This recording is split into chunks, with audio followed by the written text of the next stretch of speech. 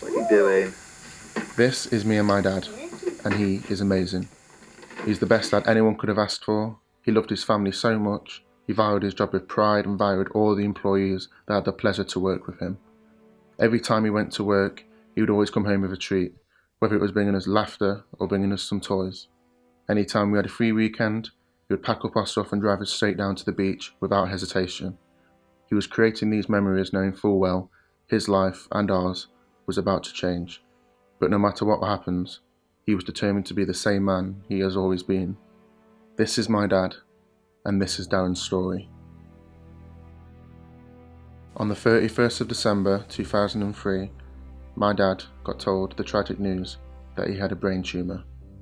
The doctors decided to do a biopsy to take a small piece of the tumour to understand the status and what grade the tumour was.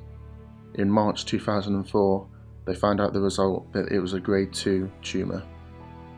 They was told that they could never get rid of the whole tumour, so they decided to do a debulk, which takes most of the tumour away and tries to bring it to a stable state. However, they was told the warning that he could suffer from a stroke if he was to have the debulk surgery. The surgery was a success and they managed to remove parts of the tumour, and the doctors decided to keep giving him chemotherapy and radiotherapy to keep the tumour at a steady pace. Every 6 months he would go to have a scan to keep an eye on it and to understand what was happening with the tumour. In 2007 they issued my dad with chemotherapy again because the tumour was starting to show signs of growth.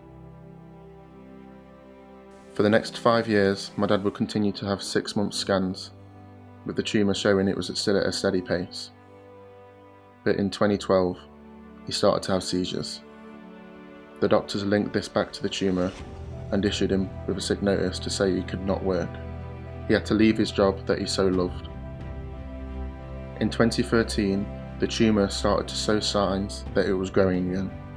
The doctors decided to do another debulk operation, which also showed the result that the tumour had been turned into a grade 3 tumour. In 2017, the results showed that the main tumour was starting to shoot off roots into the brain. He was told by the doctors he would have to do another 6 months of chemotherapy. However, this chemotherapy did not work. The doctors looked upon the scan and it was declared that the main tumour had spread into another tumour. So they decided to try him on a different chemotherapy. But only a month into the chemotherapy, he was stopped. The doctors told him the news that the new tumour was growing at a rapid pace, and yet there was nothing more that they could do. They told him he had 2 months left. But despite being told all that horrible news, that didn't change a single one of us, not even my dad. The fact that we've been told all this didn't change. He still had a smile on his face after battling cancer for the past 15 years. He still loved everyone around him. He was still the best dad, he was still the best husband, he was still the best friend, he was still the best boss. No one could have told him otherwise. He is the best man living alive, and I am so proud to call him my dad.